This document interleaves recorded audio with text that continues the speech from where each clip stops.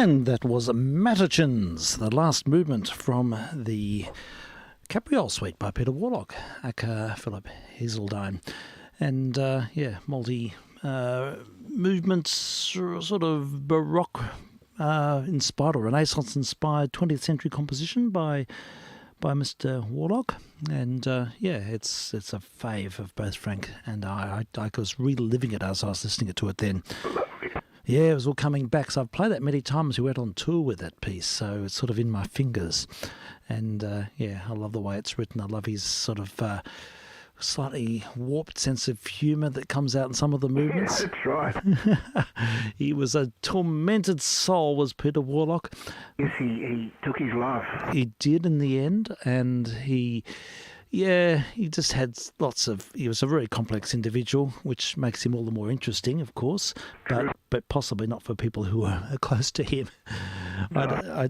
His music is always interesting, and he's one of the sort of Algarian era British composers who I've noted. He wrote a lot of choral music as well.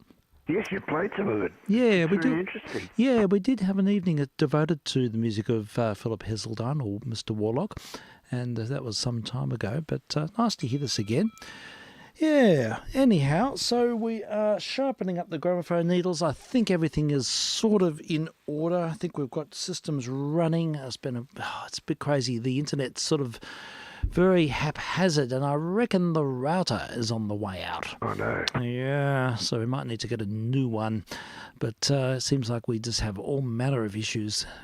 Seems to be about that. Even if I isolate everything, it still happens. So, yeah, and I get notices from the NBN almost daily saying they're doing updates in our area. Be aware that interruptions are imminent, and then they say cancelled. So I don't know what's going on. But if it continues this way, I will make that call and wait on the phone for 3 hours and see if we can find a solution. Yeah. But yeah, that's the way it goes. Yeah, and how are you feeling today? Oh, I'm very well today. Okay. Yeah. I just had a bit of a down one yesterday, but Yeah, sure. feeling good today. Well, thank you for hanging in there for the long haul last night. That's good. That helped a lot. It was so good to hear the music of Owsley from the Sir Matthew Passion. Yes, I was telling Kathy today, she was really, really interested, so we're going to listen ourselves together tomorrow. Okay, sure. Look, I do refer people to it. It's mostly sort of third-party material last night, but it is a really special subject. It's this music of great significance and deep emotional connection for both Frank and I. I can speak for you, Frank. Most certainly. We both felt really moved. I mean, Bach's music is always is so deeply felt with strong religious connections. And although I don't aspire to the religiosity, I do feel that reverence, and it's something that's very compelling. And and this was all about one particular aria. That was the thrust of things last night. We're looking at this one aria, and I'll refer people to it if you're interested to listen to the program from last night. It's all on YT. Yeah, all right. Well, look, Good evening. Oh, hello there, Frank. How are you? Good evening. Good evening, Frank. Good evening, Stephen. How are we? Yeah, hang in Pretty there. good. It's Pretty good. damn good, actually, yeah. Yay. And how are you? How's it going? Yeah, very well. So I just sort of walked in and tuned across. Okay. And there you are. So, Oh, good one. sort of been a busy-ish week as well. Yes. Went and saw Mr. Neil deGrasse Tyson on Thursday night. Oh, okay. Astrophysicist was doing a tour and did had a sort of a VIP meety and greet thing and Q&A session, which was it was a lot of fun. That would have been interesting. Yeah, it was. Yeah. So, okay. Watched a fair bit of, obviously the Cosmos series that he redid, the old inspired by Carl Sagan. Oh, yes, of course. Carl Sagan did the first generation of that, didn't he? All sorts of other stuff. So, Yeah. it was very good. Oh, excellent. That's great. It would have been fascinating. It would have been really interesting. And is he sort of looking at sort of frontier discoveries from, we hear news... all sorts of stuff, yeah. And the Q&As were, Yeah. I mean, lots of people asking his thoughts on certain things, but also, just talking about where we're at. And the concept was, a cosmological view of civilization. Yes. So, and kind of where we might sit in that. Yeah, yeah. So it was, Okay, yeah, it would have been incredible. Did he speak much about? I know they've discovered a black hole, a massive black hole, in the sort of outer zones. It was sort of in the media reported. These things are probably watered down and redressed in the media. There's certainly that. The big one was the recent discovery of the gravitational background waves. Collisions of supermassive black holes from long ago, and they're now detecting the ripples in space-time. Okay. Because of those events. Well, our first detection of a gravitational wave was only a couple of years back with the LIGO instrument in America. Yep. And now all of a sudden they're using pulsars as little time clocks around the galaxy, and they were able to detect the gravitational background waves using those. So they're making some pretty interesting leaps forward at the moment. Yeah, it sounds extraordinary. So are they able to isolate specific events with the gravitational waves seen? I think, look, they can certainly date. I think they can tell when it occurred and kind of vaguely where. Okay, so they can find an epicenter, or can they find I think they're able to do that. Right. Which is pretty amazing given that it occurred billions of years ago. I know. Billions of light years away a lot of the time. So, yes, of course. It's not bad sort of detective work. Yeah. Have they made any have they further understood dark matter? That's something. That's the interesting one. We touched on that. Yep. And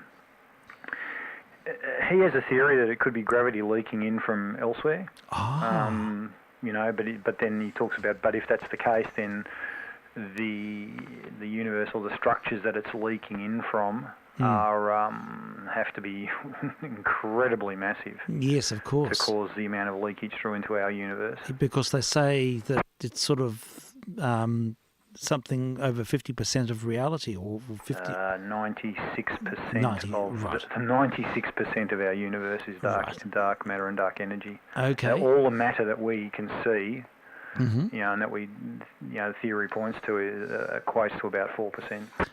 Right. Okay. Actually, dark energy is a lot more significant, not more accountable than dark matter. Well, dark energy is the term they've effectively coined for what's causing the expansion of space-time, because space-time's expanding and and expanding at a ever greater rate. So prior to that, the thinking was that Big Bang, expansion, and eventually the collective pull of gravity would slow things down. They'd reach a point where they got to their maximum expansion point, and then they'd all start falling in towards each other again. But that's not the case. It's just the rate of expansion is increasing. So hence the birth of dark energy as a reason, as a methodology of explaining that expansion. Yeah. We just put up a new telescope called the Euclid. They've called it the Euclid. That's going to try to map dark matter in terms of its effect on other things. It's going to map a third of the galaxy in its lifetime, I think. Yeah, well, they've already done a reasonable, they kind of know where the bulk of all the dark matter sits. As he said, it's the interesting thing. He said we can quantify it. We can measure its effect because of what it's doing. So they understand. Is it sort of have different densities and concentrations? Well, it's clustered around galaxies. Right. So if you and all through them. So if you. But is it more dense on the outer galaxies than the inner? Is there sort of perspectives? No, it's obviously it's spread right throughout the universe, but again, because it's in a sense gravitationally interacting. So obviously it's around where there's more stuff to gravitate to, I guess. Yeah, that's interesting. Wow, what a subject. I mean, I find it just mind-blowing.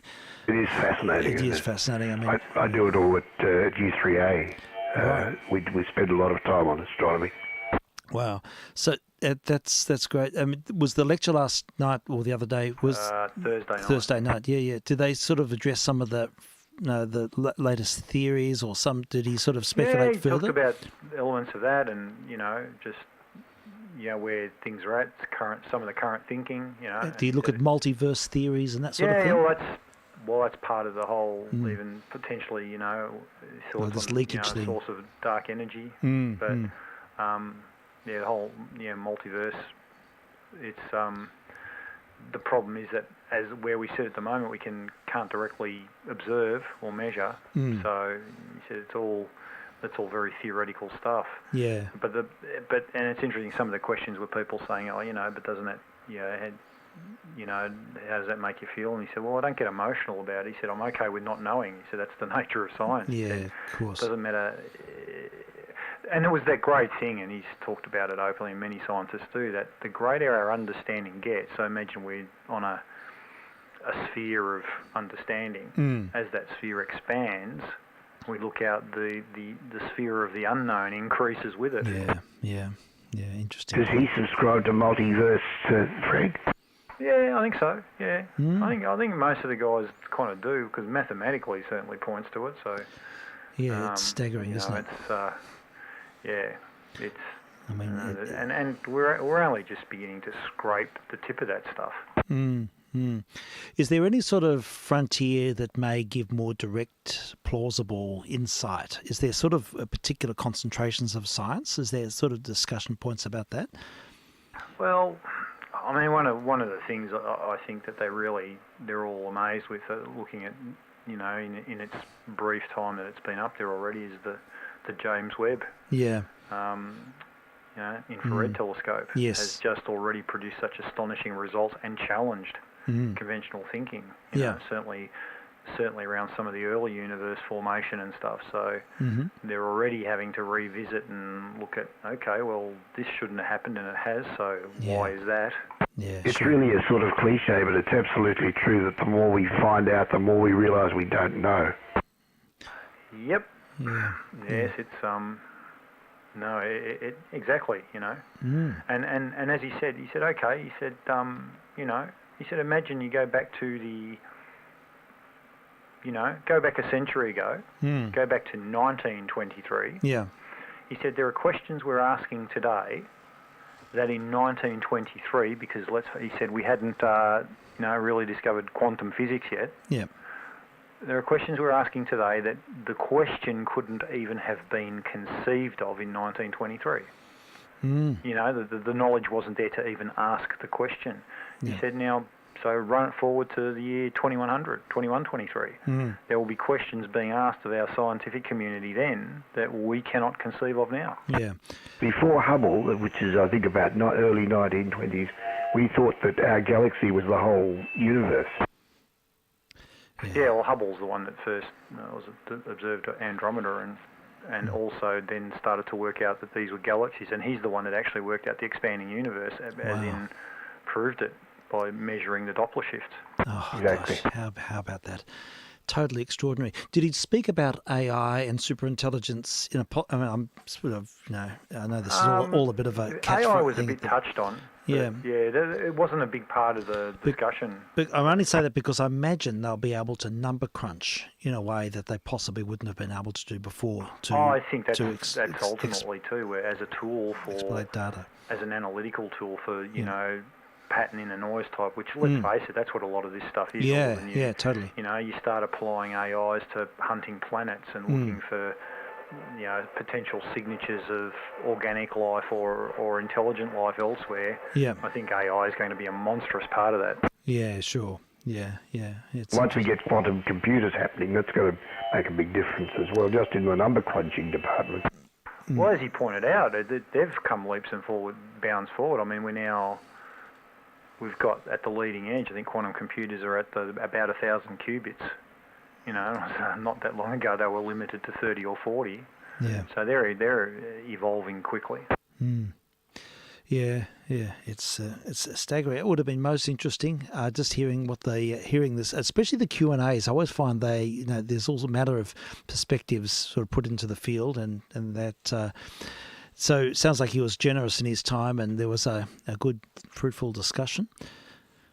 Yes, and because with an audience, it's the varying degrees of who's in the audience asking those questions too. So there's a lot of different perspectives. Yeah. Purely because of Yes, you would have had more mileage in the. That's right. Yeah. You would have got lay expression, lay person type. But that's fine. That's kind of what he's about to a degree too. Yeah, of course. He's, just sort of trying to science educator. He's trying to bring people along for the ride. Definitely. No, look, it sounds absolutely fascinating. What an experience that would have been. So is there sort of new documentaries in the making? Is there sort I'm of... sure he has his own. There's a YouTube channel that he and a comedian he knows run called Star Talk. Okay. And that puts out stuff regularly, like at least once, a couple of times a week, discussing all sorts of stuff, and they take questions from people on Patreon and stuff like that. So terrific. There's always some really interesting questions asked on that. Yeah. And they bring in guests, who are kind of well versed in the various fields as well, and sort of do, one-on-one Q&As with those guys. And okay. So that's always an interesting... Yeah, I've just written that down. Star Talk. Star Talk. Yeah, I might subscribe to that. It's good. I mean, and it's...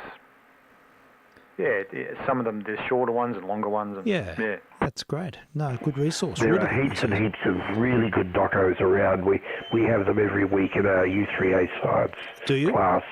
Okay. And I've got links to all of them. I always save the links. Okay. And they're very up to date, or you can get them very up to date. They're given by various academics and people, everyone working in the field. They're all very authentic and knowledgeable and up to date and terrific. So if one is interested, you can. The material's all there to be had. Yeah, it's great. It's sort of sifting the wheat from the chaff and getting to know what the authority you've even figures. got on YouTube. You've got people like Brian Greene, Professor Brian Greene, Bill Nye, Michio Kaku, all great physicists and have done work in the fields. Yeah. They all have channels where they give their talk on various subject matter and look at subjects, and so there's no shortage to it, as you say, Frank, of people who are very, very highly regarded in their field, who are now doing the whole science education thing. Yeah, never has it been easier to have a public interface, really, I suppose. So. I think scientists are realising that it's pretty important that they keep a public face going and keep the public up with those who want to know, because not only is it now, as you say, Steve, a lot easier than it used to be, but I think it's sort of part of their survival technique that they realise they've got to remain relevant in the world. Yeah, it's a good point. Yeah, and I think part of it too is also in light of recent, geopolitical events around the world, is that they're realising that they want to bring as many people along for the ride and get them interested in science and understanding scientific methodology, and to counter this movement of ignorance and that's going on, and people in decision-making positions who are will dismiss science and say, I don't believe in it. Yeah. It's not a matter of believing in it, it is. Yeah, or trying to distort it or that sort of thing. Yeah, so I think that's that's not something that tendency that's been occurring in recent years. It's not something that you can turn around in a short period of time. So that requires stewardship, and so I think that's probably part of it too. They're all going, hey, if we don't get up and kind of try to educate people and make them see the greater world and the mysteries and the stuff that we're working on, then who is going to do that? Yeah, no doubt about that. Yeah, it's pretty exciting times. We have these when you think of what the reach is of our public forums now, and the staggering number of people who seemingly watch some of these YouTube channels and other forums, it's there is the potential for extensive outreach. Yeah, and education. So that's terrific. I've written down a few names. So I've written Star Talk and Brian Greene. And so anytime you want to sort of advocate any of these sort of pathways, I'm most interested to hear. I'm like all of us, I'm a bit time poor, but I walk to work, and I look forward to. I always try and listen to musical podcasts, so I'll be. Well, speaking of music, there's new Rodrigo Gabriela to listen to. They released a new album a couple of weeks ago. Oh, fabulous! Tell us. I've not listened to it yet. Yeah. I've got to sit down and allocate some time where I'm going to listen to it, properly. Yeah. Have they got some sample tracks on there too? Yeah, look, there's, what is it, one I was kind of listening to just briefly before, but I think it's called The Eye That Catches the Dream. The Eye? That Catches the Dream, catches, I think it's called. catches the dream. Okay, Now I haven't got my iPad with me today. Kate's using it for practice, but I will dial it up on my phone and see if I can find it. And I'd love to play that. I really was enchanted by their music earlier on when we played some of their tracks. And that's exciting news. That's really good. Nice to know. Yeah, they're touring. They're kind of touring in the States at the moment and stuff. And so I'm hoping that we'll see them out here before too long. Oh, tremendous. Oh, that's really good news. Thank you for that. All right. Well, look, we'll have our 20s hit, and then I'll see if I can dial that up and see if we can find a couple of pathways. But I found that all very interesting indeed, the whole astrophysical sort of, just the overtures there. And just I feel that it's something that a lot of people, anyone listening in, would probably have some interest in that field. So thank you so much for that. Yeah, well, our 20s hit is out of the bag. It's a recording of Leo Reisman and the band from 1929. It's from a lost film. Film was called Only Leave Home, and it came out in 1929 and featured Dixie Lee. I think it was Bing Crosby's wife and a few others. And sadly, the film's lost. It's gone. But the music endures, and it's a bit of a comedic, upbeat song called Doing the Boom Boom back in 1925 in true pre-code style. I'm vk3sl testing.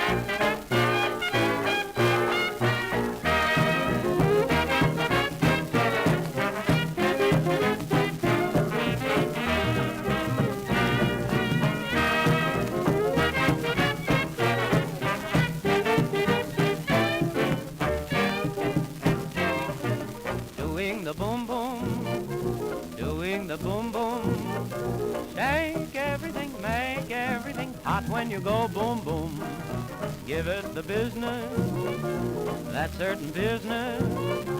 Oh brother, there's no other as hot as the boom boom boom.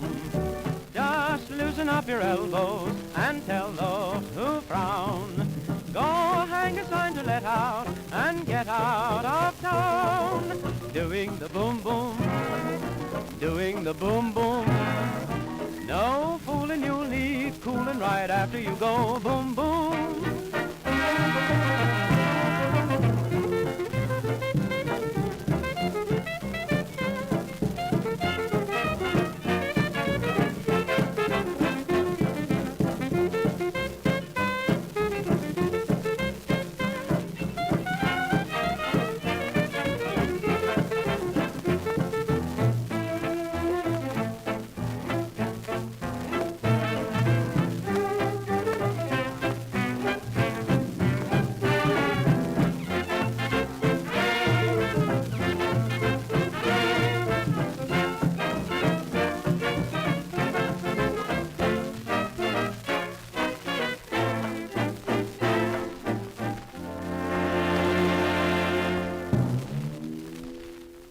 With a timpani boom at the end.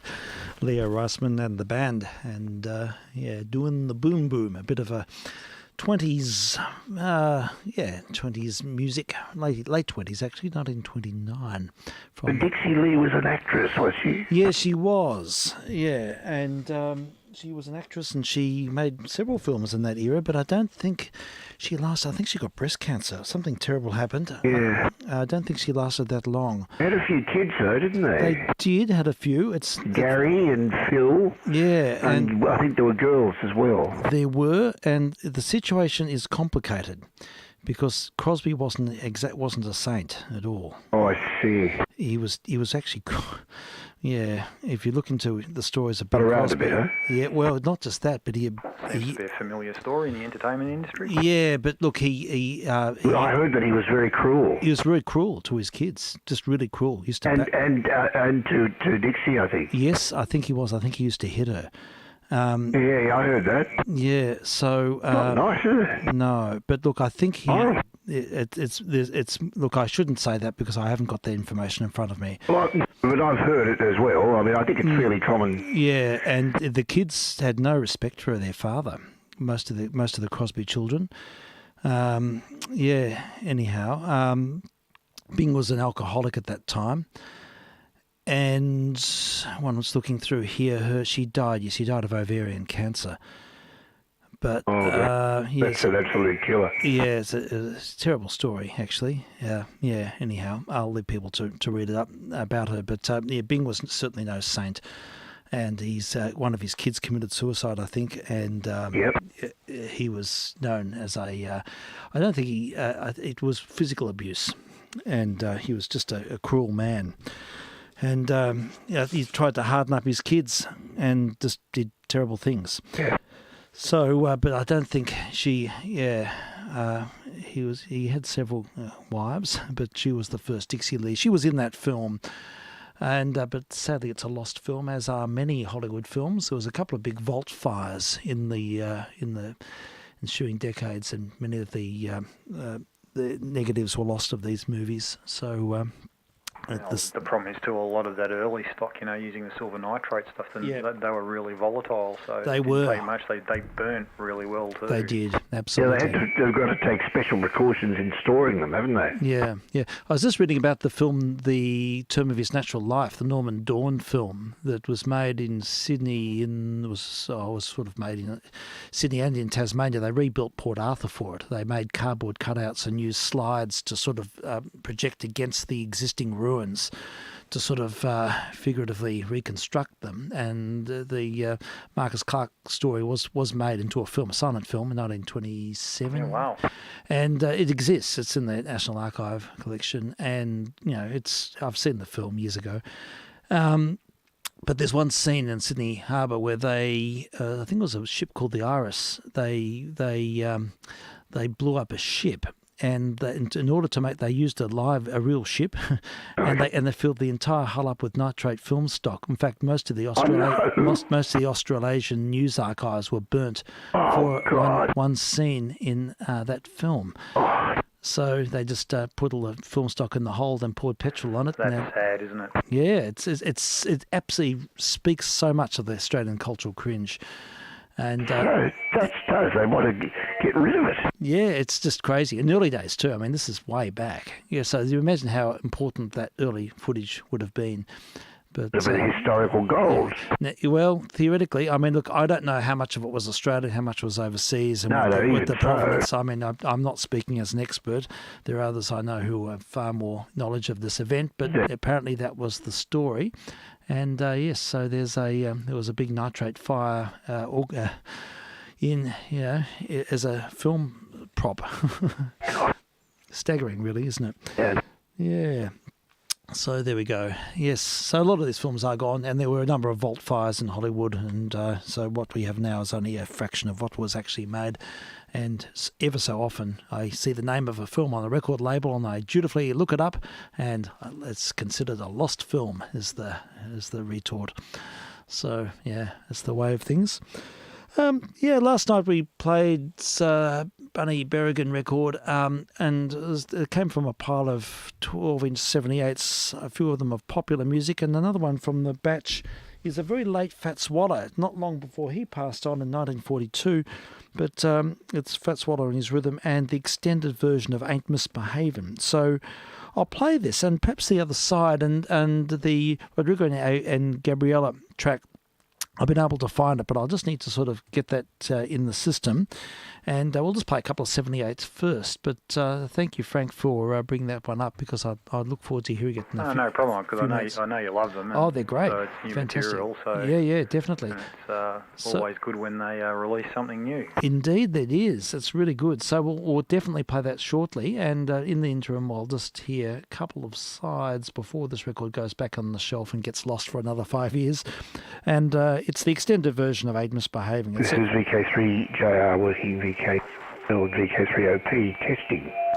Yes, test And machines. I've worked out a solution to all of your storage problems there. Ah, right. You need a TARDIS. I need a TARDIS. I need one like in earnest. I can do with a TARDIS as well. Oh, that's what I need. I hear that they've found some lost episodes of Doctor Who recently. Oh, wow. Well, I just read something, it may be an old news article, but I thought I read that online, that a handful of episodes were found. Apparently, I didn't realise this, but apparently they got the audio of all of them. But about 60% of the Patrick Troughton and the early generation, what's the first Doctor, William, can't remember his name, and the first two Doctors, most of their episodes are missing.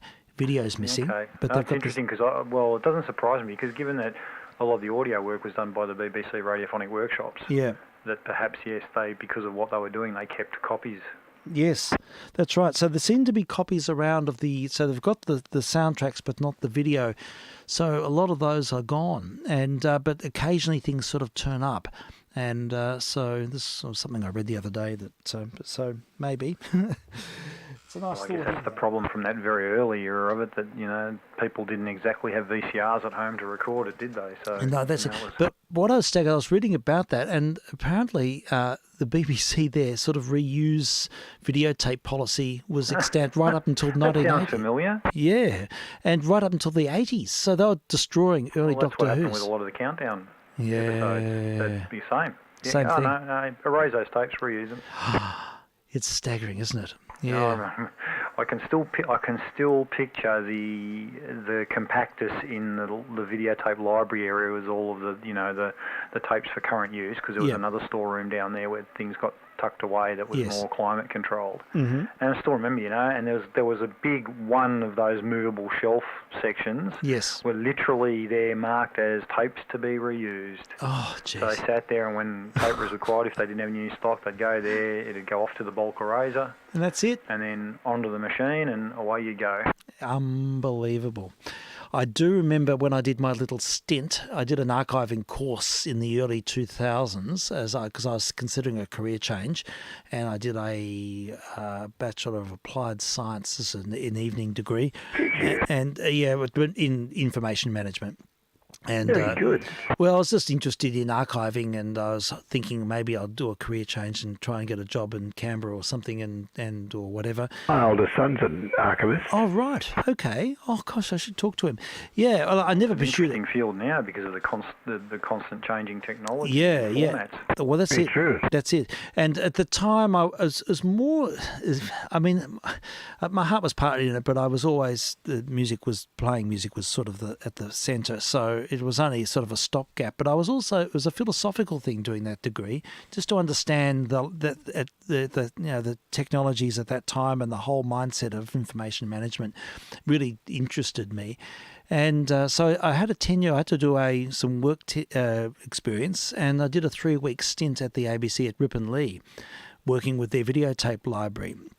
And I know exactly what you're talking about, Frank, when you mention those tapes. I remember the various vaults and the whole sort of system they had, and they had sort of intergenerational copying and archiving stuff. But I remember at that time they were trashing tons of 2-inch video tape. Because what they had. I won't use his full name, but JB was in, and who were ex-tape operators of the place. Yeah.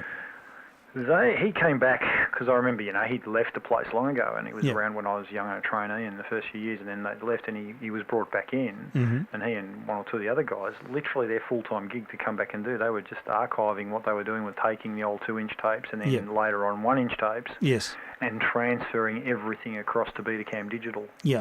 And that was a monstrous thing that was going on, Yes. because there was just so many tapes there, and I think they were even getting stuff back from the National Archive, because a lot of our stuff, once it got to a certain point, was sent off. Like once we got through that era where they were reusing stuff, Yeah. and it was decided, no, everything's got to be kept. Yes. Obviously, they said, well, we just don't have the space to keep it all here. So Yeah. once it got to a certain point, it was all sent off to the National Archive. Okay. And I think those guys were pulling that stuff back to convert.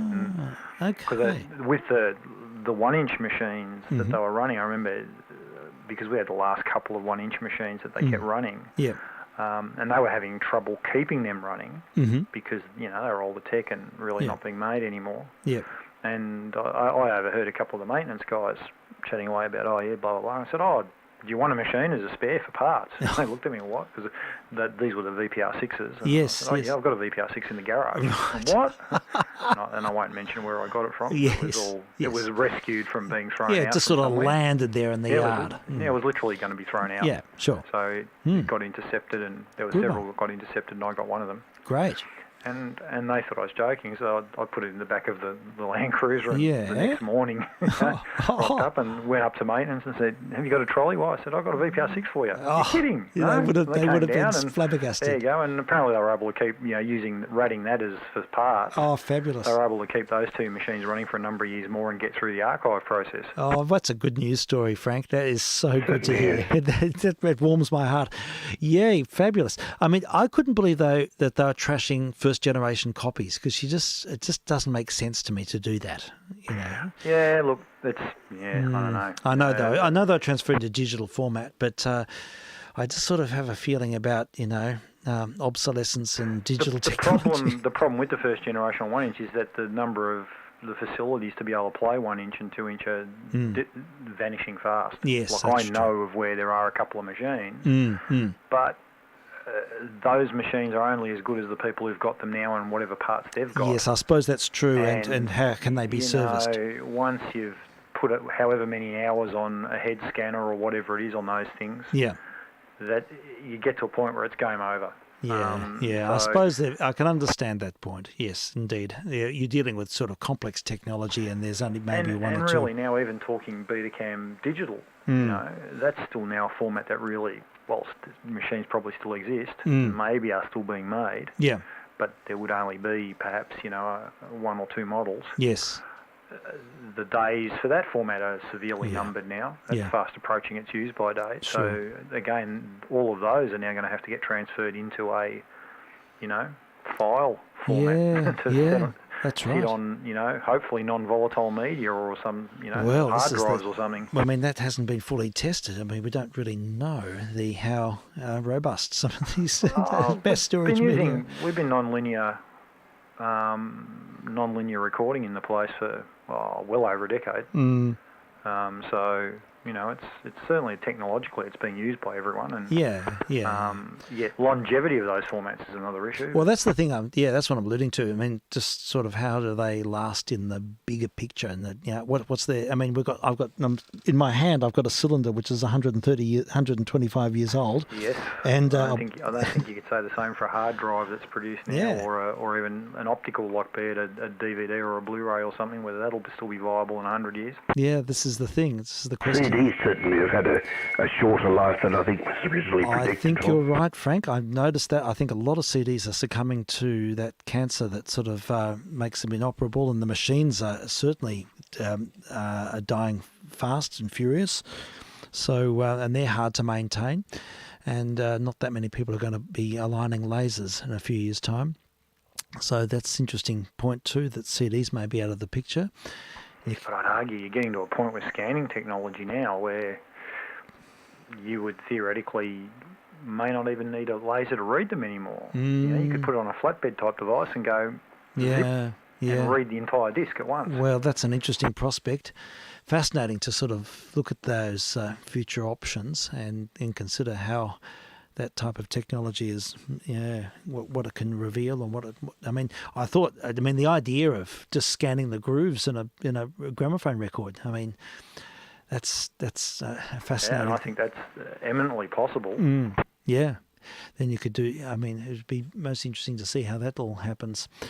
It will, and we'll be moving in all sorts of directions which we can't even foresee at the moment, I'm sure. And often things happen in ways we don't expect. Got amazing capacity for storage density now, haven't they? Yeah, I mean, my concern is sort of the catastrophic failure thing. Like if you've got something with a 10 terabyte, something with vast volumes of information, sure, it may be replicated many times, but it's magnetic pulse. If that becomes your master repository and then all of a sudden that media fails, you lose an awful lot of stuff. Well, that's right. You can just sort of lose vast amounts of material in an instant. And, I mean, how impervious are they to magnetic pulses, sunspot stuff? I mean, has that all been tested? I suppose it has. I don't know. If we had a big solar flare, could that wipe out? Probably to a lot of degree depends on whether it's connected to stuff or not. Yeah. If it's sitting in an archival in a vault or a shelf somewhere, and it's not really got extension off the contacts to draw in I suppose electromotive force, it's probably fairly safe. But yeah. But if you got a drive or something like that that's connected to machinery that's connected to the mains, probably not. Yeah, interesting one. Yeah, these are all questions, but I'm sure it'll sort of find its equilibrium. At least we can digitalize and replicate things in fast time and disseminate in that way. So I suppose that's a good thing. So, all right. Well, we'll go to an ancient analog technology, namely a 78 RPM record sitting on an SP10 with a Shure something, I can't remember, SC35 cartridge. And we'll hear Fats Waller and his rhythm going back to 1941, I think, just before Fats died, and the extended version of Ain't Misbehaving. I better get the speed right, I think.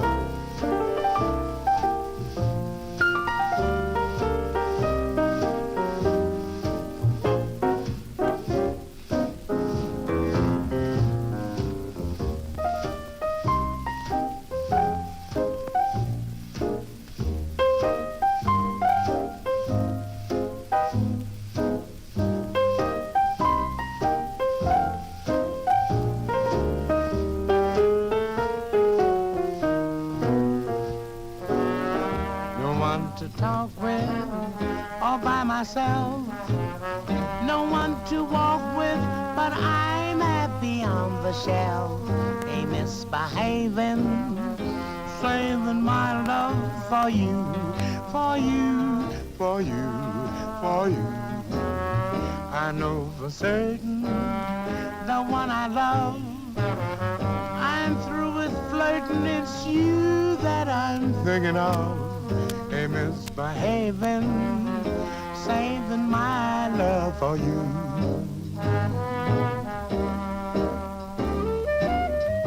Like Jack Horner in the corner, don't go nowhere, what do I care? Your kisses are worth waiting for. Believe me. I don't stay out late, no place to go. I'm home about 8, just me and my radio. Ain't misbehaving, saving all my love for you.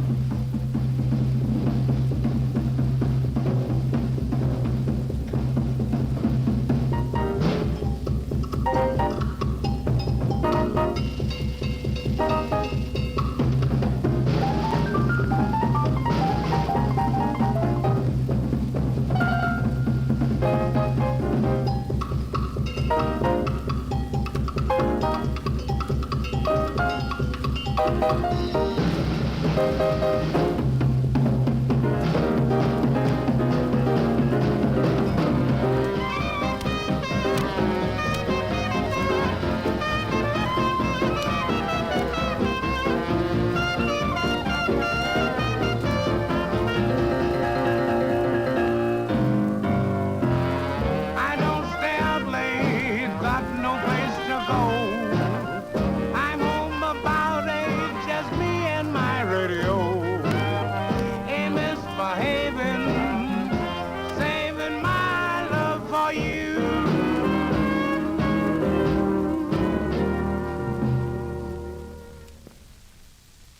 That's Annie's Rhythm back in the early 1940s from the film Stormy Weather, where there's great footage of him at the piano. And it's pretty much the same version. Late Fat Swatter. And it's sort of a 12-inch 78. Lovely. Yeah, I've never heard that version. Yeah, it's a good extended version. There's another lovely version that he's done on the organ. Yes, indeed, there is. Yes, he's playing the Hammond organ, and it sounds wonderful. Yeah, I love hearing Fats on the organ. Indeed. Yeah, I was going to check the other sides. Moppin' and Boppin'. Yes, that's also from the same film. Oh, look, I can play this. Can we do that? Yes, we'll need the double whammy.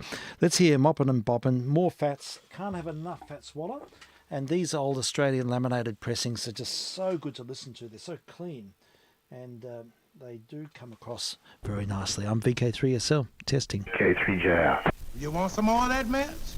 Well, here it is. Zooty, take over. Pour it on 'em.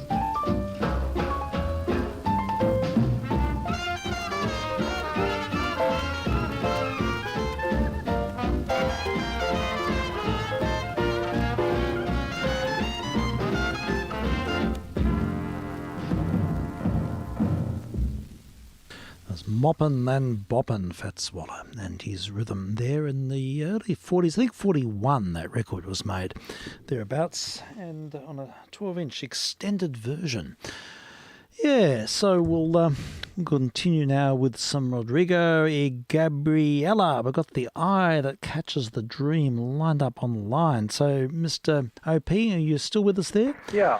Excellent. And look, I can't check in with you. I'm just, I've had some notifications that I might be drifting a bit, and I just need to just be aware of things. I'm using the 7900, and it might be... Yeah, you're a bit low in frequency. Yeah, Hang on, yeah. let me work out how much. Yeah, look, that's okay. You can just, I just got to keep an eye on it, because if it's going to be in the way of other people, or if it's going to be a problem, I need to take measure. But I'm grateful to those who have given me that feedback. About 1.25 kilohertz low. Yeah, 1.25, yeah. something like that. Yep, fair enough. All right, I'll take note of that. And but I just need to be aware if I'm getting in the way of the repeaters and various things. So, so I've lost you there, Frank. Yeah, Frank, I think you've moved off frequency Yeah, I as think well. you've dialed. You might have just given it a nudge unwittingly. So we'll wait for you to get back onto line. But yeah, it's just one of those things I need to keep an eye on. So feedback is greatly appreciated. Okay, well, we've got Rodrigo y Gabriela, and this is exciting stuff. The new chart, the new album, and I think it was released fairly June 23rd or something. Yeah, like it's really recent. Quite recent, a couple of weeks. Sure. We'll play a couple of tracks, I reckon. We'll need to hear a little bit of this group. So, yeah, they're just wonderful. I just love the way they interact. There's a fabulous synergy between these two musicians, and, yeah, it's all exciting, but marvellous to hear that they're still at the coalface. So let's have a listen. I'm vk3sl, and we're testing on 160 and on UHF, and also streaming online.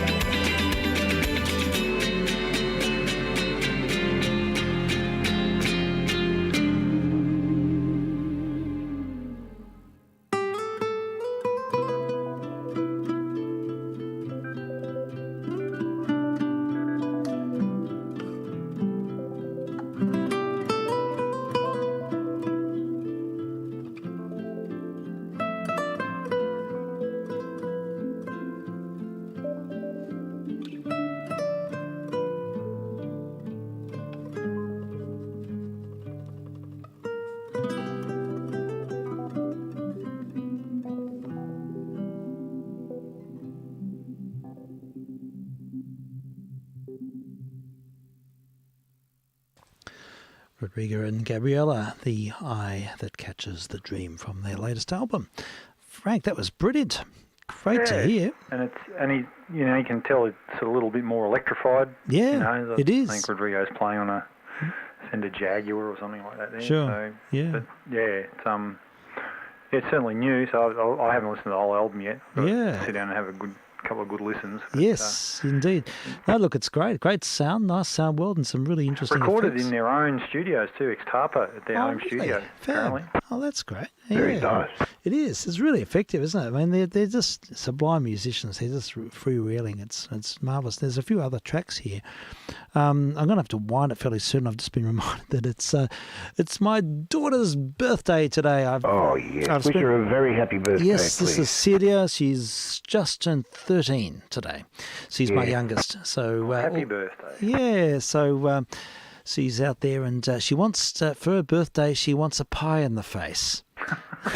Tell me more. Yeah, so she likes slapstick. I don't know where she gets that from, but so we're making 2 pavlovas tonight, and one of them, she wants to be filmed having a pie. I was about to say, clearly you need to film it. That's right. So she's watching too many Laurel and Hardy. Yes, well, it's funny you mention that because this afternoon I've spent the afternoon sitting watching stuff with her and chatting with her and hanging out with her, and we did watch the famous pie fight from the Battle of the Century, 1928. Laurel and Hardy's Silent. It's one of their best films, and it's the most sublimely orchestrated, staged pie throwing event. They could only have done it in one take because you can't sort of redress in a situation like that. Particularly in that era, yeah. Yeah. I'm sure you can't. No, and it is. Although, you clean up. Let's go again. Well, I tell you what, there are about 50 people chucking pies, and it's cinematographic marvel. Really, it is. It's comic genius because this is a 7-minute sequence involving about 50 people, and it is timing's the essence. It's perfect comic timing, and the pies miss and they hit somebody else, and I mean it's interleaved and it's done magnificently. And there's this one moment where the pie lands on the footpath and the woman slips on it and falls on her butt, and she can see her squirming and this look in her eyes. What's going on here? It's quite funny. Enormously hard to choreograph all of that. It would be really difficult because you can't rehearse it. You can't. I mean, I don't know. Well, they probably would have done walkthroughs and choreographed. They must have done. Just to set the motion and the timing. They must have. They must have done. They must have done walkthroughs, and because it's happening in situ, there was no editing in the way we understand it today. I mean, there's a little bit of interleaving, with reaction shots and stuff like that, but essentially it's all in one big take. And it's incredible. And then we watched there's a famous pie fight in one of the Three Stooges movies, which is they used a different comic effect because whenever a pie hits the face or anything the Three Stooges did had extra soundtrack, like they used Foley artists to make everything sound far more dramatic than it really was. Oh, yes. So the slap sounds are just amplified would help. out of all reaction. So a pie hits the face and you get a big whack, and then you get the reaction to that. So they're using sound in a very creative way to sort of amplify sound. They do that in fist fights too, I think. Yeah, they do. That's right. They get the slap watermelon, isn't it, or the grapefruit or something. They slap or break so that you get the sort of the loose slap sound, and. With a little bit of squelch behind it. Yeah, that's right. You got to have the squelch. You do need a bit of squelch. And I did a segment on Foley artists for a module I was teaching it years ago at one of the schools I worked at, and a whole lot of kids. And we're looking at stuff on YouTube, and it was all going well. And then how you have along the side of the YouTube, you have all of the suggestions. And I nearly made the worst mistake of my life, which could have cost my job. Thank God I didn't click on it. But the Foley artists, it's not just for conventional movies. There's Foley artists used for other types of movies as well. I see. And you've got to be very careful. Things like exactly, come to mind. Exactly. You've got it, Frank. Yes, you certainly do. That was very good, Frank. Yes, that's right. And there's a whole sort of... whole new career. Indeed. There's an industry, huge industry in those sort of special effects as well. So in our traineeships, we had to do a bit of Foley work in one of the little studios we had in there, recording. And it was interesting. And then the guys that did lots of it, talking you through the kind of things they used, Yes. and you'd never think really, and then they do it and record it, and you listen to it. Oh yeah, that works. Yeah. I find it fascinating. I love the sort of the whole plight of the Foley artist and the timing and being able to value add to a production. And of course, the radio plays. It was a highly refined craft. Oh, well, that was the whole thing, wasn't it? Yeah, it was. They had wind machines. Totally live too. Yeah, it was all done live. Guys, the specialists just standing there with their desk full of paraphernalia that they would just pull it out at the appropriate time in the script and. Yeah, that's it. It's Lux Radio Theatre. Indeed, and they often did it live as well. They do it in front of a live audience. They did. That's what I'm saying. That's what it was, something like the Lux Theatre. Sure. Yeah, that's it. Yes, they had their tables there with all the effects things, and everyone. And they dressed up too. Yeah. In fact, it's funny you mention this because this is exactly the conversation, except for that bit I just mentioned before.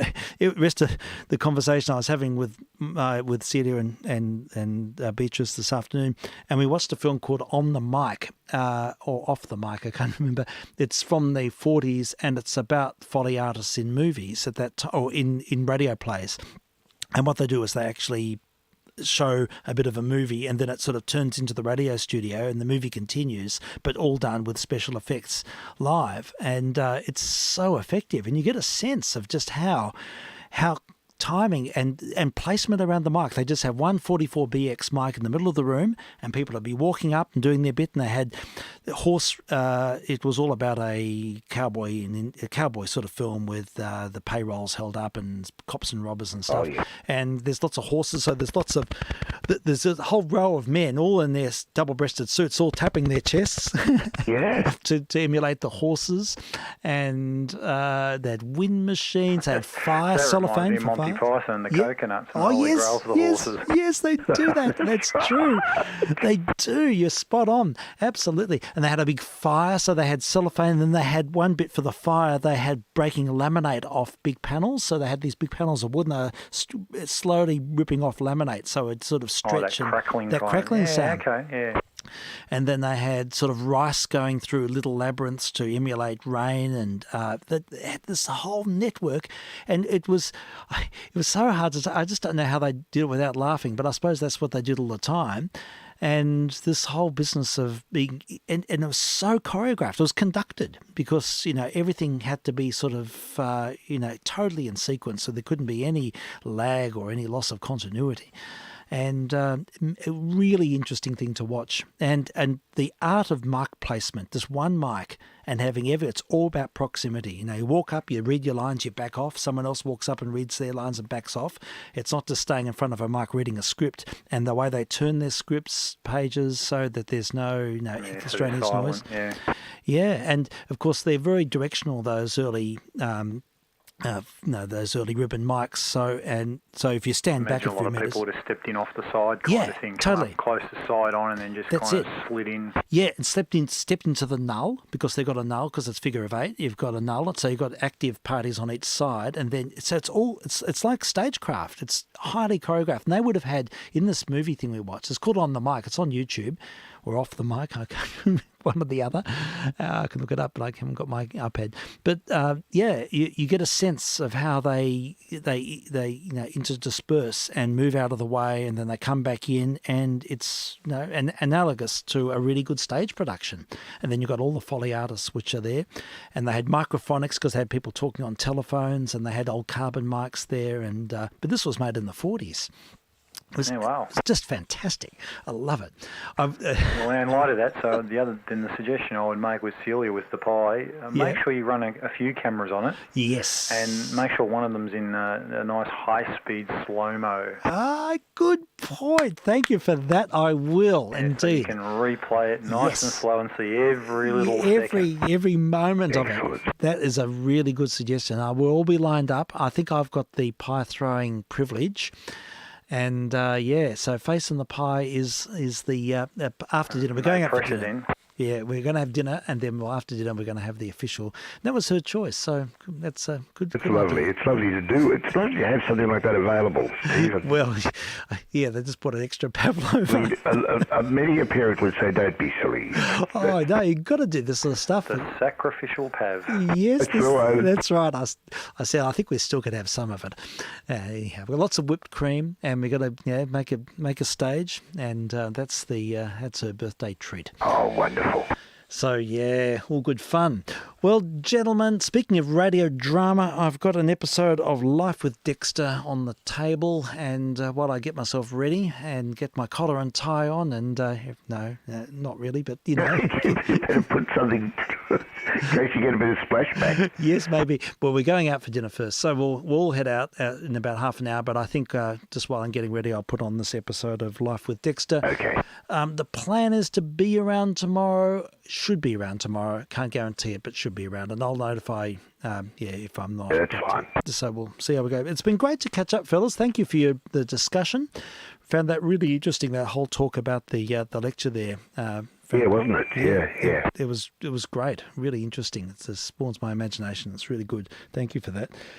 And we'll see how we go. So I'm going to look at the rest other items from the Rodrigo y Gabriela album, and I've now got that earmarked. So we'll find more tracks. Have a from listen. that. For sure. I've heard the odd bit, but I've got to sit down and have a good listen. But Yeah. it's a new old sound. There's a bit more sort of produced and Yeah. effects and electric stuff in there. But That's great, though. That's where they're moving. It's good to hear them evolving and doing new things. That's terrific. So we'll look out for more of them. All right then, fellas. We say morning, VK3OP. We do say VK3JR, as Kevin Hines might have said, cheerio. cheerio. All the best there. Kevin Hines, here you go. Spoke with his S's. Quick Kevin Hines story. Oh, yes, please. Yes. So out there doing the old so what out of his place out at Montrose years ago. Yes. Big outside broadcast we used to do and record a whole heap of them. Yep.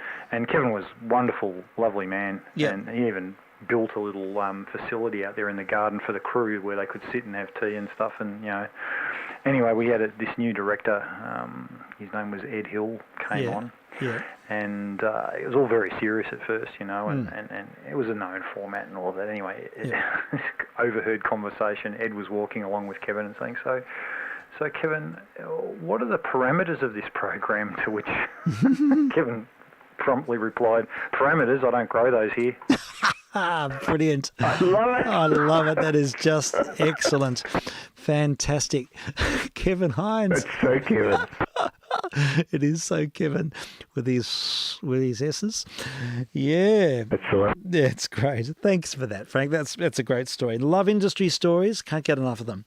All right, gentlemen, we'll catch you soon. And just a quick disclaimer that the advertising on this next record is well and truly out of date, and I have no affiliation or interest in the products peddled, although they are still in the pub, are still out there, but they bear no relevance as far as I'm concerned. Is that a sufficient disclaimer there, Frank? I hope so. I hope so too. All right then, let's continue. An episode of Life with Dexter back in the mid-1960s.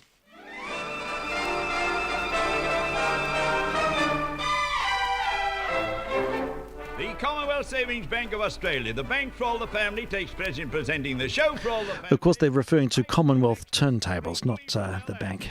Dexter Dutton.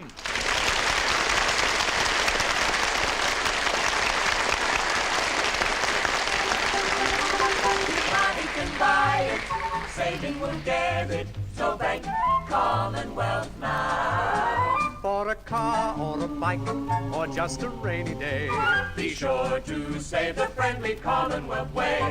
so listen to this advice and start right today. To bank Commonwealth, save Commonwealth Bank, Commonwealth now. As most of you know by now, Ashley Dutton's favourite practical joke is to hook up a microphone to the family radio set and pretend he's presenting an actual broadcast. However, the latest thing is he's now turned the attic into a miniature studio with a record turntable, microphone, sound effects, and the lot.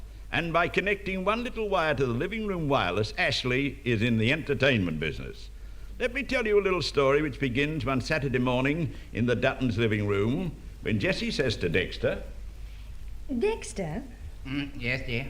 do you know what Ashley said to me last night?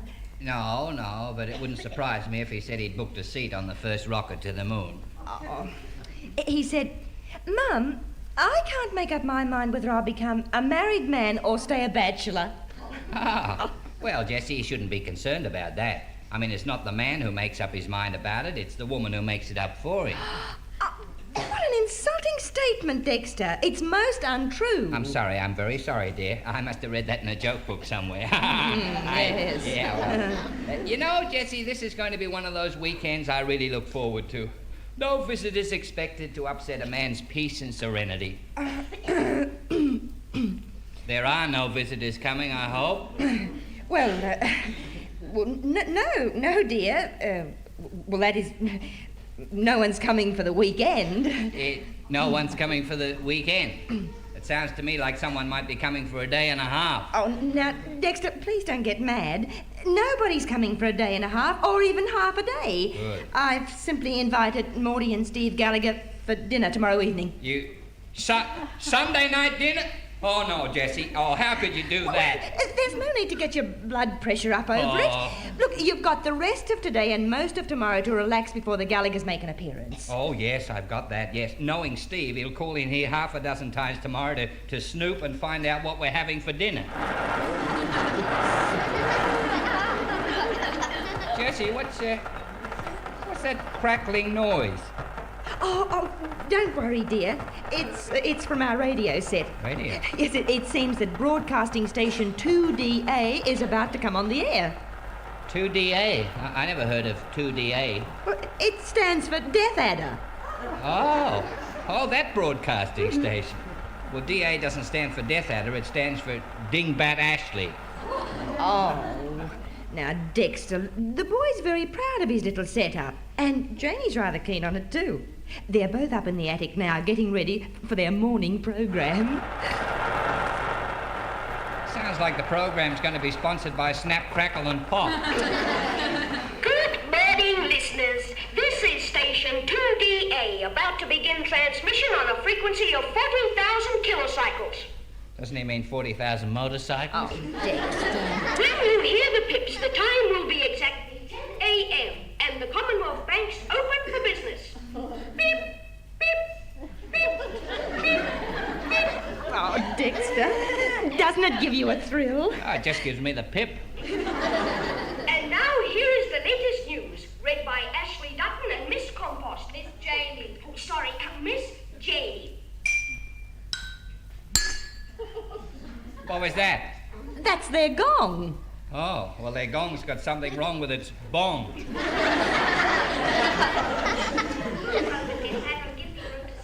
Oh, quit shouting, sis. Here is the news. Here is the news. Elvis Presley's new recording, soon to be released in this country, is titled, Baby, When You Send Me, You'll Send Me Where I Want to Be Sent. Ah, now, Jessie, there's a piece of news I've really been waiting to hear. Look, Dexter, be quiet. 2 boys spearfishing last weekend at Lake Walla Walla speared a 2-pound flounder. Oh, from now on, dear, I'll never buy a newspaper. This news is wonderful. The Asheville High School dance is to be held at the School of Arts Hall next Friday night, and a big roll-up is expected. Uh-huh. Professor Gorgenheimer of Collingwood University in Germany believes that boys should be taught to drive the family car at a very tender age. Good old Professor Gorgenheimer. The very latest shade of lipstick on the market for teenagers is Rusty Wrought Iron Red. And the very latest thing for the well-dressed footballer is elastic-sided boots. And so concludes today's headlines. In a moment, some music. Well, there you are, dear. You've just heard the headlines. Yeah, we've just heard the headlines. Mm-hmm. After this record, we might be lucky and hear some of the small, minor news items like, well, what's happening with the international situation.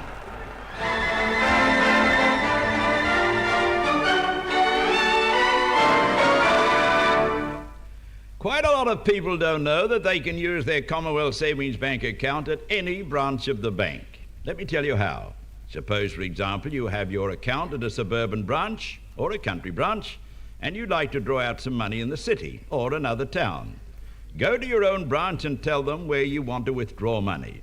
They'll quickly arrange it for you. It takes about 2 minutes. In this way, you can arrange to draw money at any office of the Commonwealth Savings Bank. There are over 7,600 of them. Just think of that. Over 7,600 offices. Anywhere you go in Australia, you'll find an office of the Commonwealth Savings Bank. Wherever it is, you can arrange to draw money there. You haven't to carry large amounts of cash with you. Just take your passbook. This is one of the many free services of the Commonwealth Savings Bank. One of the reasons why so many people bank Commonwealth.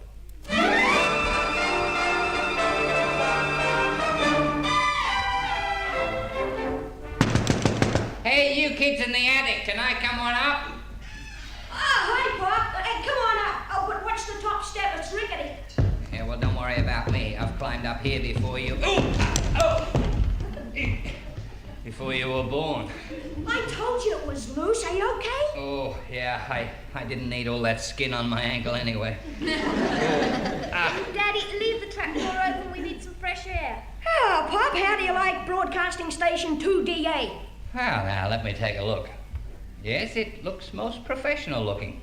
Your mother and I have been listening to your startling world headlines downstairs. Look at all the wires and switches Ashley's connected. Aren't they massive? Massive is the word.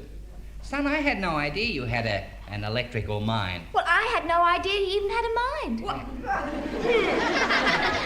Oh, gee, Pop, I'm real glad you caught our last broadcast. Oh, I caught that all right, yeah. A couple of times it nearly got away from me, but I caught it. Daddy, this might surprise you, but Ashley and I have decided we might make broadcasting our careers. Is that right? You must realize, though, that you deciding it mightn't be enough. I mean, the listening public might want to make a decision, too. Oh, heck, Dad, they'll go for my type of presentation. I'm practicing to get one of those voices you love to listen to. Just like John Dunn's. And I'm doing the same. Ah. Well, of course, you've got to remember that the voice you love to listen to after a few sessions, and I don't mean John Dunn's, of course, can become the voice you love to switch off. Oh, not my radio voice. Not the way I'm cultivating it for acting and reading commercials. It's extra soft and it's extra sweet. Well, so's raspberry jelly, but I don't like it. Daddy, you might be able to help us. Where could we get hold of a complete radio play? Oh, well, Janie, I haven't got a clue about that. Why do you want a complete radio play? Well, we want to act out a full radio play, but so far all we've been able to get is one 15-minute episode of Purple Hills. Purple Hills? Isn't that the soap opera serial that's been running for countless years? Yeah, Mabel Sykes' brother-in-law was shown through a radio studio once and he swiped a copy of an episode of Purple Hills. It's episode 11,984. One of the early episodes. Anyhow, Pop, now that you're here, look, you better try yourself out as a radio announcer. Oh. We're just about to go on the air again. You can do the first commercial. No, son, I don't go think I on, know how... Daddy, you'll be good at it. Oh. I'll switch you on the air and you can go for your life and read it. Oh, I think I'll just go for my life. Hey, come back here, Dad. Now, look, you're on the air. Now, start selling this ad. Oh, well, actually, I suppose I could try. Here is a special message to all fathers. Does your son own a Webster Sports bicycle? If your son is not already the proud possessor of a Webster Sports bicycle, he should be. Make him the envy of all his pals and the happiest boy in the neighborhood. If his birthday is soon coming up, think no more about an ideal gift for your beloved offspring. Oh, brother. Be a good dad, make your boy glad, give him the best present he's ever had. A Webster Sports bicycle. Gee, Dad, you did that real beaut. Yeah. Oh, you won't believe it, but I wrote that commercial myself. You did? Daddy, here's another commercial I want you to read. I wrote this one. No, thank you, Janie. No, I know what this will be about. Does your daughter need a new formal evening gown? No, thanks.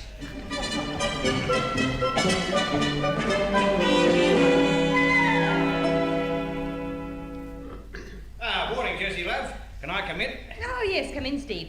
Dexter's in the attic with the children playing radio stations. Playing railway stations? No, radio stations. Are you too fat?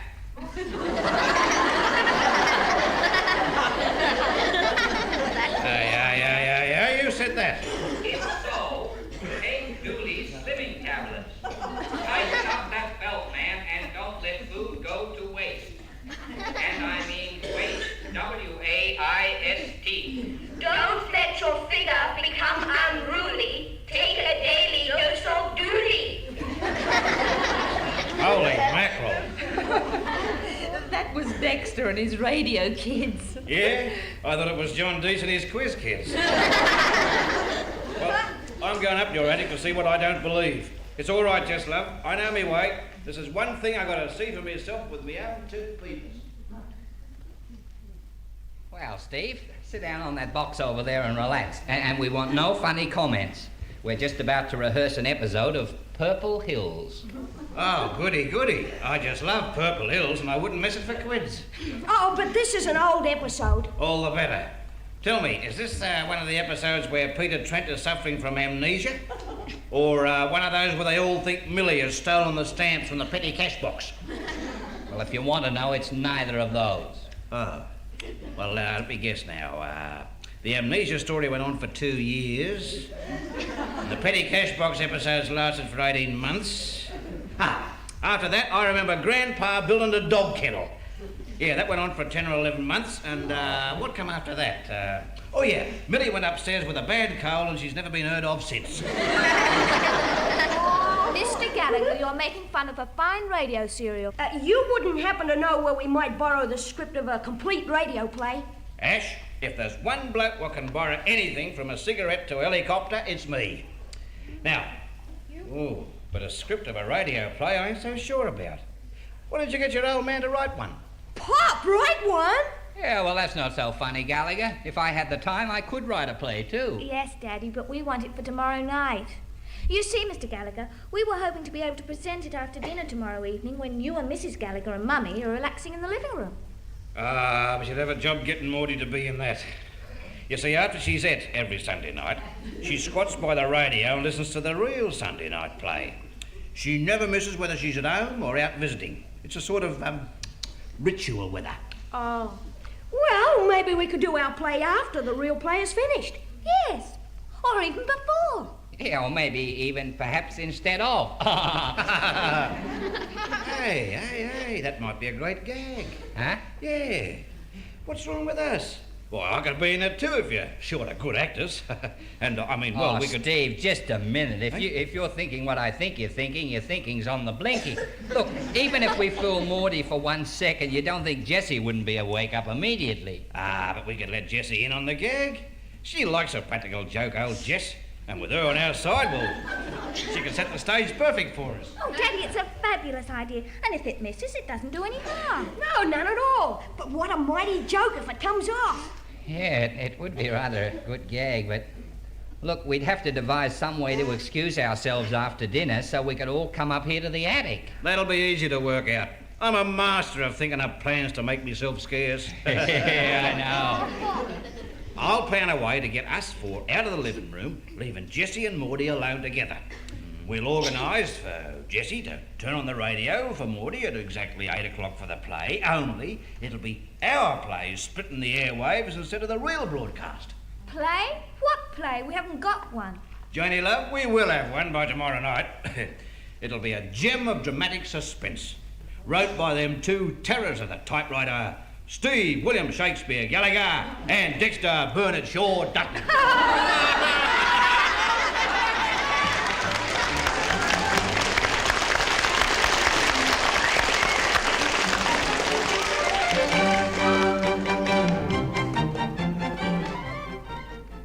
Here it is, everyone. I've typed 3 carbon copies, and with the original, we've each got our own script. Good girl, Janie. And we can rehearse here in the attic without being disturbed. You know, Steve, we wrote this play in record time. Here it is, 3 o'clock Sunday afternoon, and we've got oodles of rehearsal time. Oh, Dad, did you tell Mr. Gallagher Mum's going to go along with the gag? Yeah, I did. Well, that's right, Steve. She is. Jessie's okay, and she's even going to make sure the radio downstairs isn't turned on till about a minute after 8 tonight. Good. So that our drama will have already started, you see, and Morty won't hear any awkward changeover from the real station to ours. You beauty. Dex, the old woman will never pick our play from the real McCoy in a million years. No. You know, our drama's got a sort of John Steinbeck quality about it. Yeah, come to think of it, it has too, only more powerful. Oh, yeah, much more powerful. Yeah, I've read it, and she's powerful, all right. All right. Yeah, good. Oh, all right, here we go. Rehearsal. Right, rehearsal. And remember, the sound effects will be done by whoever's not reading lines at the time. Yeah, right, sure. Now, quiet, please. Music commencing.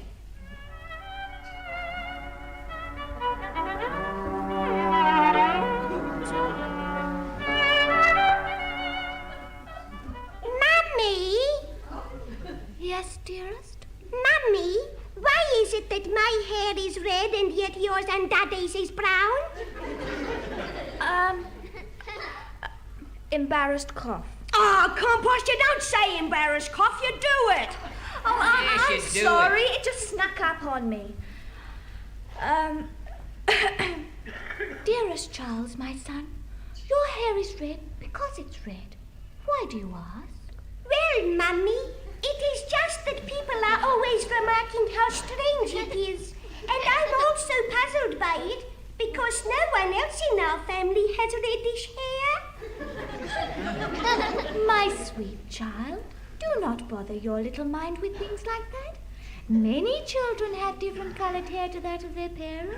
Oh. Oh, come on, Daddy, the doorbell rings. You'll have to do the sound effect. Oh, I'm supposed... Yeah, well, I was so taken up. I'm sorry. Oh, Pop, that's not a doorbell. Ring the bell. Julia, I wonder who that can be. Listening to a test transmission from vk3sl. Dexter, the door open! Oh, opens. I'm sorry. Yeah, open. Oh, go on, Mr. Gallagher. This is your entrance. Oh, yeah, righto. Aha. Oh, don't ham it up too much. Oh, give us a go, will you? Get off me back. Get over the line. This is my first try.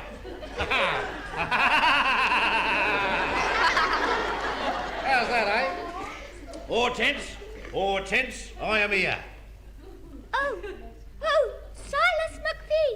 Silas! Yes, it is me. Not too much, right? I mean, it is I. Yes, Mary, me girl. Silas is calling to collect his £100. But I haven't got it. Even now, Herbert is in town trying to sell my few paltry pieces of jewellery. Then I shall sit in this chair and wait. Dexter, there's a sitting noise when I sit down. Oh, yeah, I keep forgetting the sound effects. Well, give me the line again, Steve. Then I shall sit in this chair and wait.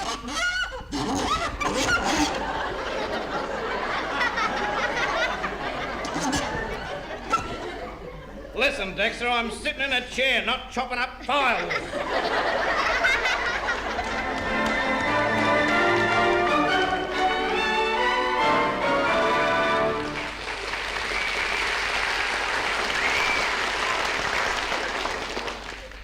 Everybody has a special purpose worth saving for. Yours may be a new car, it may be a super holiday, it may be some renovations to your home, the kitchen modernized, or an extra room built on. It may even be a new home, or a TV set, or education for the children, or something entirely different, but something well worth saving for. Whatever it is... And at that point, we'll just take a short break and just remind you that you are listening to a test transmission from vk3sl. We're testing on 160 and on UHF, and also streaming online, a YouTube streaming service. And there are logs of past programs on YT. And all you need to do is look up my call sign. So ignore any advertising on this. It's not current, it's not prescient, it's old hat. It's from the 1950s. Or even though the products may sound like they're familiar, they're not. Commonwealth.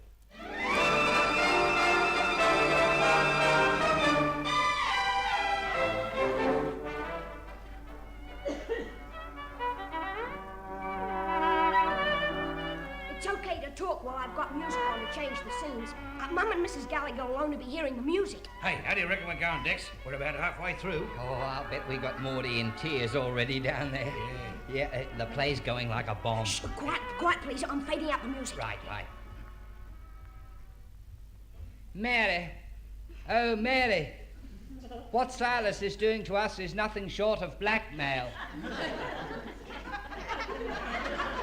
I know that, Herbert dear, but blackmail or not, he's got us where he wants us. Yes. He holds the trump card. If we don't pay the £100, Silas will tell our secret to little Junior. Shush, Mary. The child is coming into the room through the open door. Mummy, Daddy, why are you looking so pensive and sad? Neither of you has smiled for days. Aside, the boy notices there's something amiss. You don't say aside. My boy, my son, my one and only dear son. Well, make up your mind. Nothing is amiss. Your mother and I are smiling even now, see? Yes, we are smiling. Because we love you. We love you very, very much. I tell you now, that cuts no ice with me, Herbert. No ice at all. As I've told you and Mary before, it's pay up or I open my big mouth to the boy. Get it? Yes, Silas, I get it. But how can you be so cruel as to disillusion a small, innocent boy? Junior may be adopted, but to us he is as if he were our own.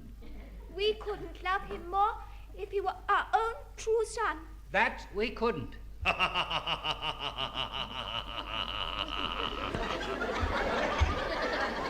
You're both wasting your breath. I have no sentiment, none whatever. I want £100 now in cash, or I spill the beans. And so, my boy, your mother and I have decided to tell you the truth for your own good. Tell him, Mary. I can't. You tell him, Herbert.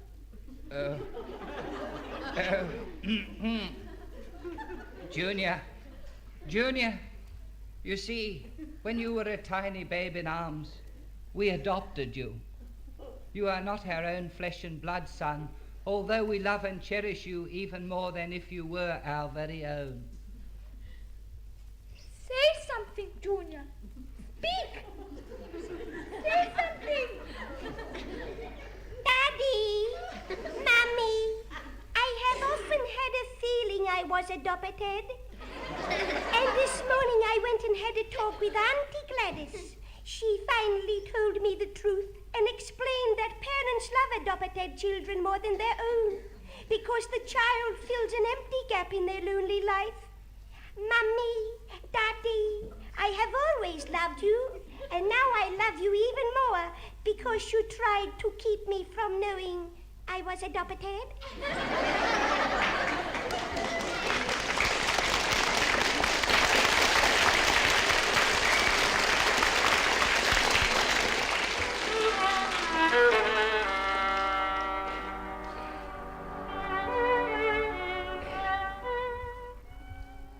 Well, girls, here we are back from our little walk. We the four of us went for a long, brisk walk in the night air.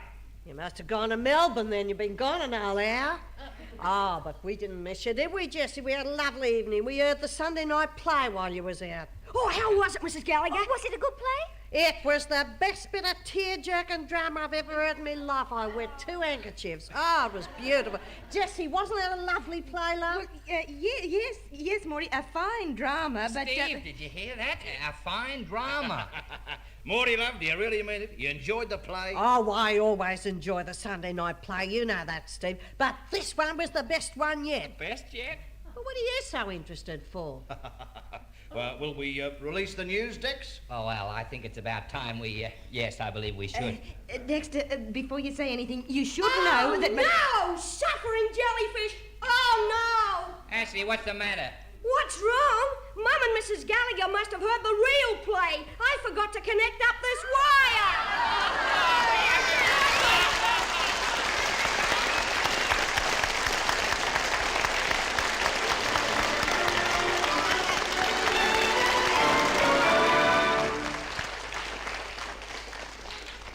Someone asked me this question. All banks have much the same services. Well, folks, there we go. That's the way it happened. And an episode of Life with Dexter of a Macquarie transcription record played live to air.